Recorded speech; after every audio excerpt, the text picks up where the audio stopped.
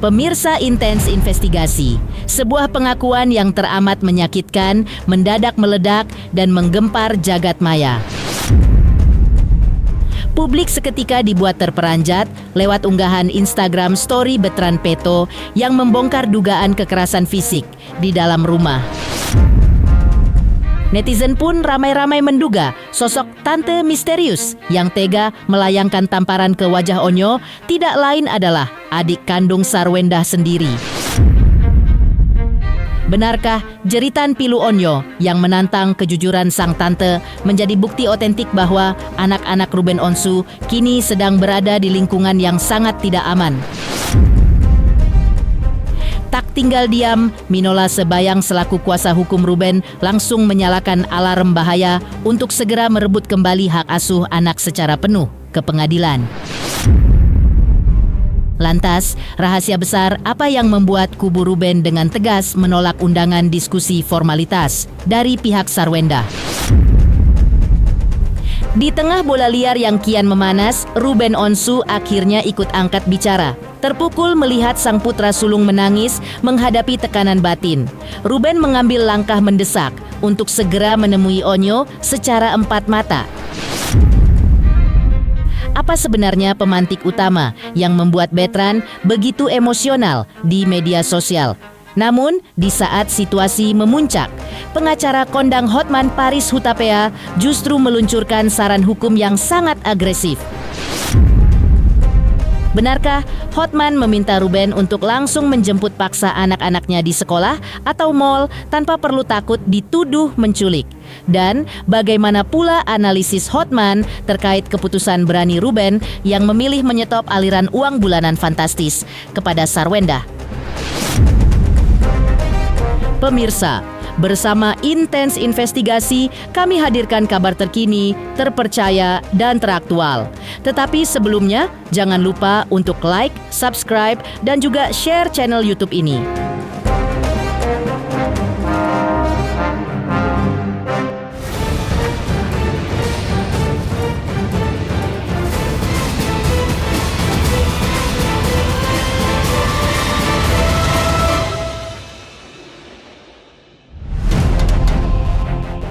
Pemirsa Intens Investigasi, mengejutkan. Jagat media sosial benar-benar dibuat gempar setelah unggahan Instagram Story milik Bertrand Peto viral di mana-mana. Netizen yang terkenal dengan kejeliannya langsung bergerak cepat melakukan investigasi mandiri dan ramai-ramai menduga bahwa sosok tante misterius yang disebut telah tega melayangkan tamparan ke wajah Onyo tidak lain adalah adik kandung dari Sarwenda sendiri. Kalimat keberanian yang ditulis Onyo seolah menjadi bukti otentik adanya keretakan yang begitu menyakitkan di dalam internal keluarga.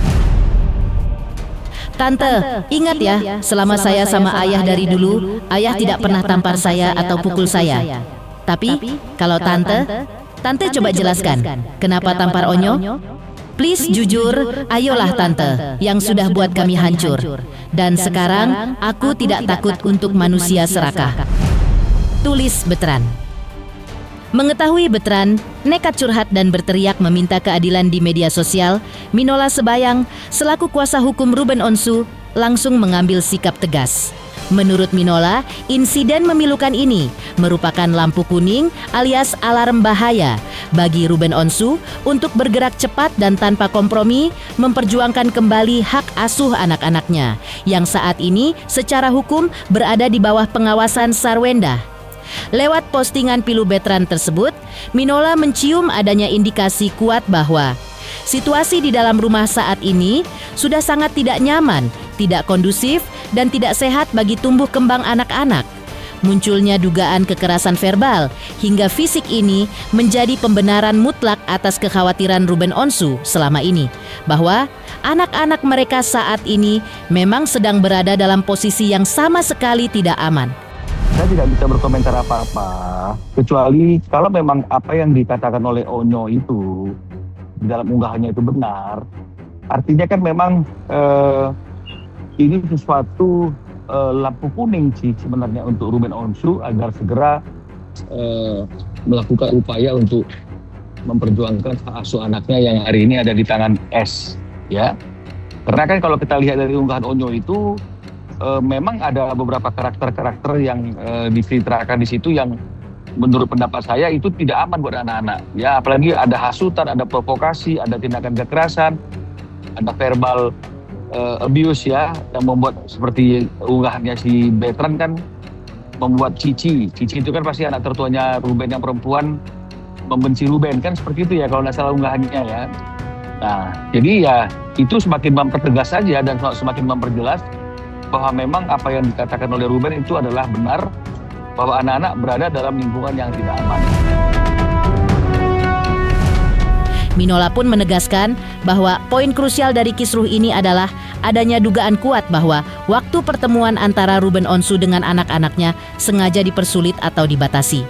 Akibat pembatasan akses tersebut, Ruben kini menaruh harapan besar agar keinginannya untuk bisa bertemu secara bebas dan menghabiskan waktu bersama buah hatinya dapat segera terwujud tanpa ada dinding penghalang. Sementara itu, menanggapi adanya itikat atau undangan diskusi dari pihak Sarwendah, Minola mengisyaratkan bahwa pihaknya tidak ingin terjebak dalam sekadar formalitas pertemuan antar orang dewasa. Menurut Minola, yang jauh lebih penting dan mendesak saat ini bukanlah sekadar duduk bersama untuk berdiskusi, melainkan realisasi nyata dibukanya kembali waktu pertemuan yang berkualitas antara Ruben dengan anak-anaknya. Jadi artinya kalau secara logika ya patut diduga kenapa artinya itu ada suatu kondisi yang diputer-puter yang intinya tetap anak-anak itu tidak diberikan kesempatan untuk berkumpul bersama Ruben. Ya mungkin ada beberapa hal yang dikhawatirkan gitu loh. Di antaranya ya seperti itu, ketika Onyo bertemu dengan ayahnya, Onyo menceritakan apa yang dialaminya ketika dia masih tinggal di rumah S ketika sudah terjadi perceraian. Bukan tidak mungkin juga kan ketika anak-anak ini berkumpul Tania dan Tania dengan ayah-ayahnya 2-3 hari dalam 1 minggu, momentum itu akan dipakai oleh anak-anaknya untuk menceritakan pengalaman-pengalaman yang dialami ketika dia diperlakukan atau ada omongan-omongan yang tidak baik yang membuat mereka jadi berjarak sama ayahnya. Jadi sepertinya kan ada hal-hal yang mungkin patut diduga yang ingin ditutup-tutupi sehingga anak-anak ini tidak diupayakan untuk bisa berkumpul dengan ayahnya. Update-nya kan saya kan sudah katakan dari kemarin itu. Mereka memberikan undangan joint meeting itu kan tidak menentukan waktu dan tanggalnya gitu loh. Mereka hanya menentukan waktu yang 5 hari agar kami memberikan respon. Nah, jadi kan ini mulanya kan ada di kita nggak memberi respon, dianggap kita yang tidak mau melakukan pertemuan.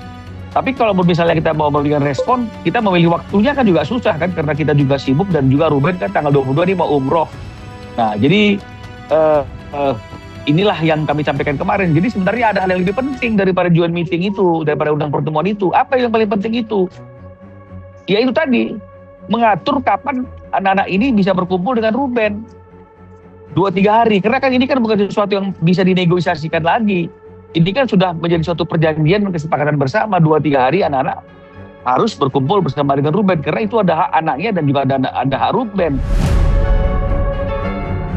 Tapi kalau misalnya kemudian tanpa ada upaya untuk mendorong anak-anak ini berkumpul bersama Ruben terus ngajak joint meeting dan waktu yang nggak ditentukan diberikan ke kita, ini kan kita bisa menduga sebuah akal-akalan hanya untuk mengulur-ulur waktu kan begitu kan, supaya tidak bertemu dengan anaknya Ruben, dan kalaupun misalnya kita mau melakukan upaya hukum, seolah-olah kita tidak pantas melakukan upaya hukum di tengah-tengah ada permintaan berunding.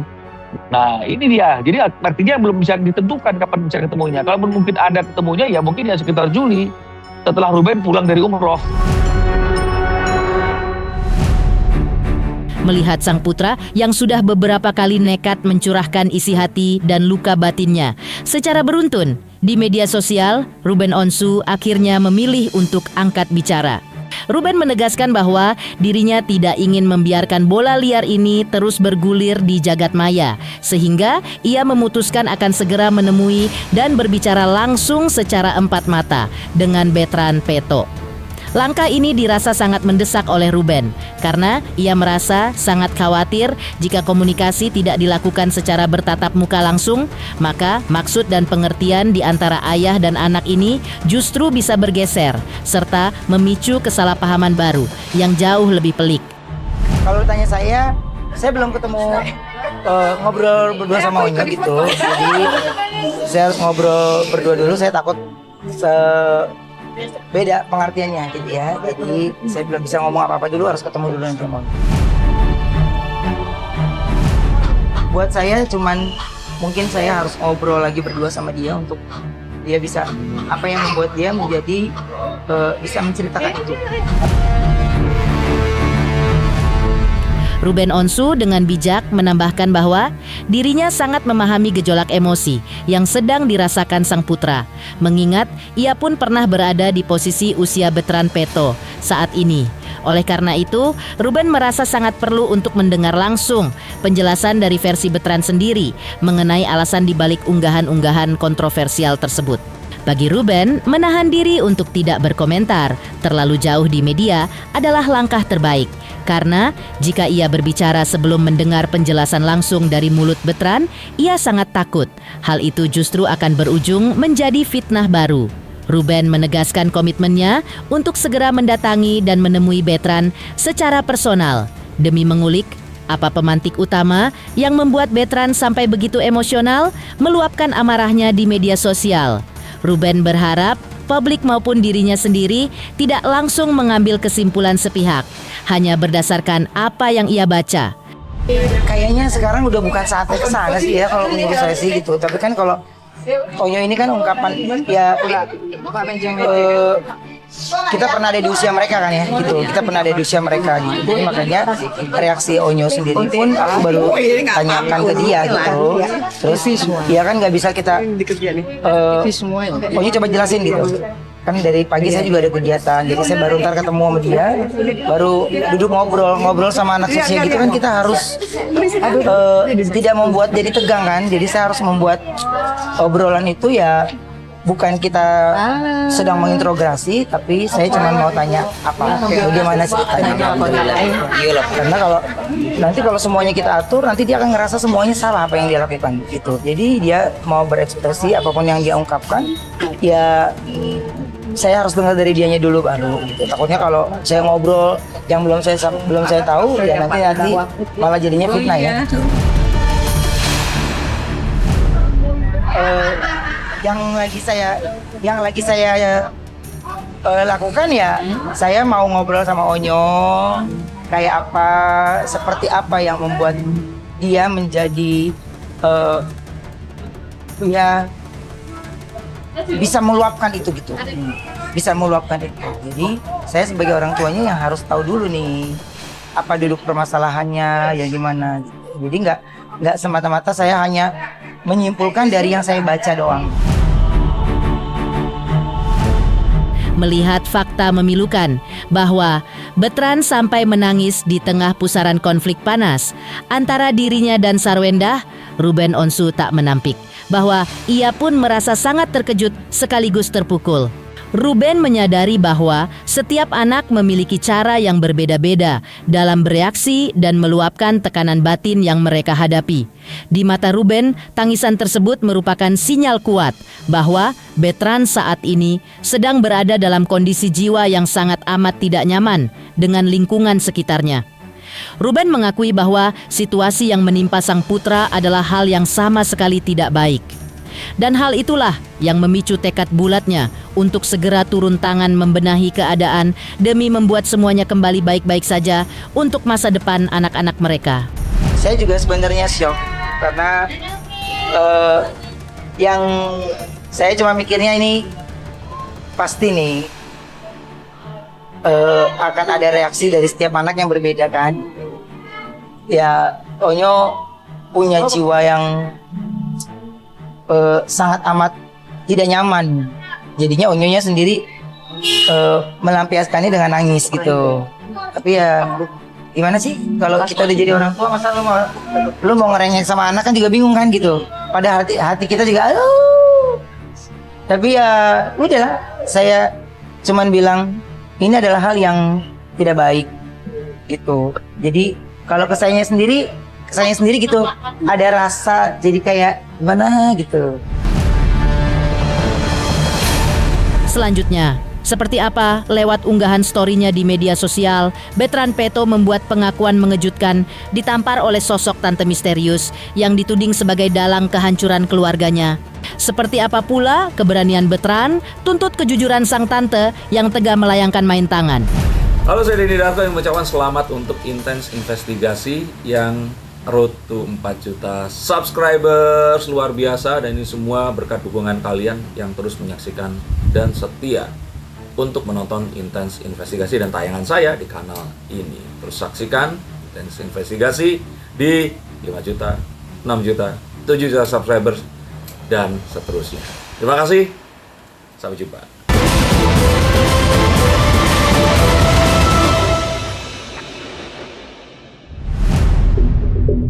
Pemirsa Intens Investigasi, babak baru perseteruan ini kian memanas setelah baru-baru ini publik dikejutkan dengan pengakuan langsung dari Bertrand Peto yang mengaku telah menerima tindakan kekerasan fisik berupa tamparan yang diduga dilakukan oleh sosok tante.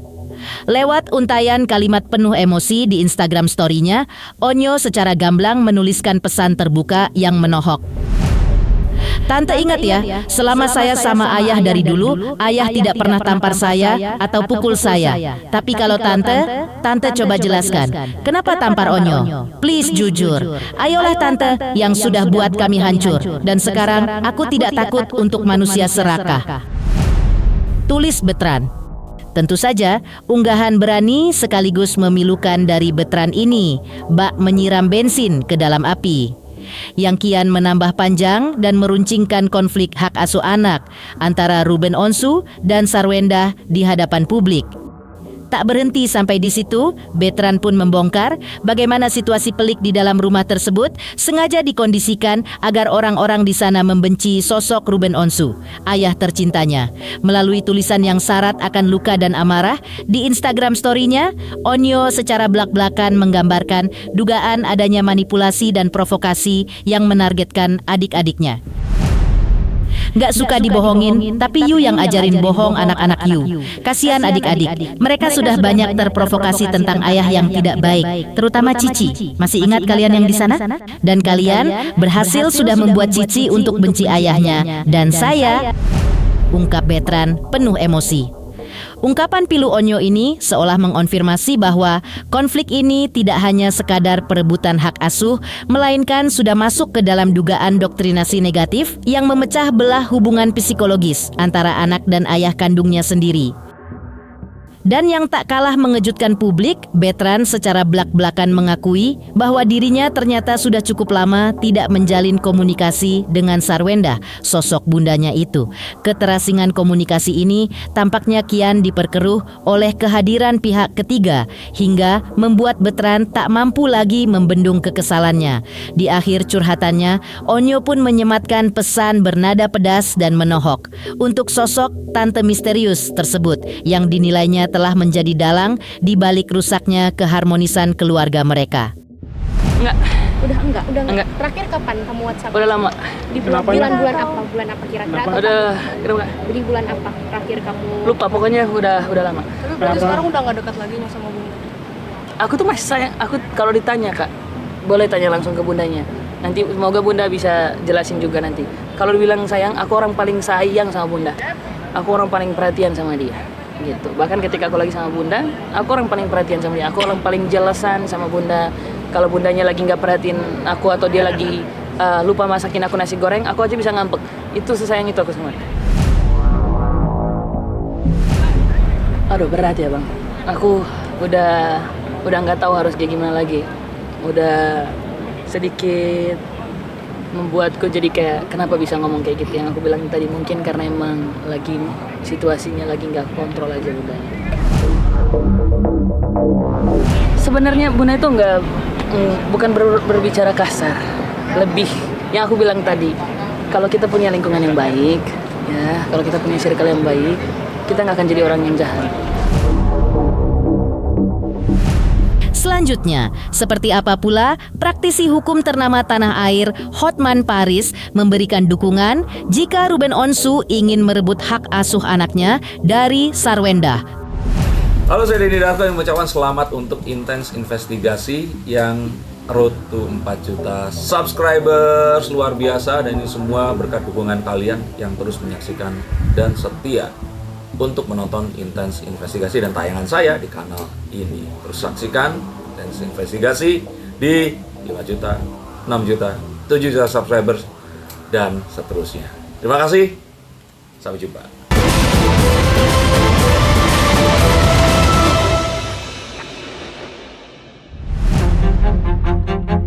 Pemirsa Intens Investigasi, tak ketinggalan, pengacara kondang Hotman Paris pun ikut memberikan pandangan hukumnya yang menohok terkait sengketa hak asuh anak antara Ruben Onsu dan Sarwendah, di mana ia menegaskan bahwa jika Ruben serius ingin mengambil alih hak asuh secara sah, maka ia wajib melayangkan gugatan baru ke pengadilan.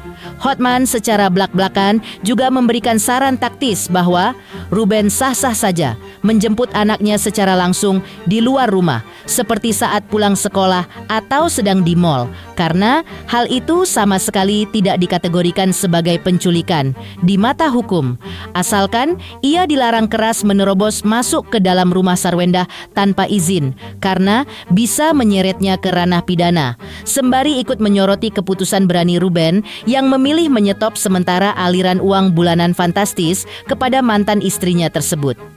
Gugat lagi, nggak bisa ngambil gitu aja. Kalau dilanggar putusan pengadilan sebelumnya, gugat minta dirubah, gugat untuk mengambil alih sepenuhnya hak asuh bisa. Kalau laki mau, Ruben mau, sebenarnya dia ambil pun anaknya, asal jangan merusak, itu belum pidana loh ya. Kan itu anaknya. Kalau ada pelanggaran terhadap cara pengasuhan jangka waktunya paling perdata. Makanya banyak orang-orang bule anaknya dibawa ke luar negeri. Selesai. Atau orang Indonesia banyak begitu. Langsung suaminya bawa anaknya, langsung hilang gitu aja. Makanya dia harus buktikan bahwa apakah benar ibunya tidak mampu memberikan kesejahteraan sama anaknya, dan dia harus buktikan apakah melanggar putusan pengadilan tentang pengasuhan, pembagian waktu dan sebagainya. Harus gugat. Kalau gua nggak mau rekomen sama dia. Kalau gua ambil aja anaknya. Kalau gua ya itu kan gua bapaknya, tidak tergolong penculikan. Paling-paling istrinya bisa gugat. Kalau mau tenang gitu loh, ngapain repot-repot? Masuk dalam arti tidak melanggar hukum. Masuk tanpa izin. Kalau masuk tanpa izin kena lagi. Misalnya lagi main di sekolah, jemput anaknya. Itu banyak kejadian begitu. Itu dari main di mall. Selalu begitu kasusnya. Jangan masuk ke rumah, kena lagi nanti pidana.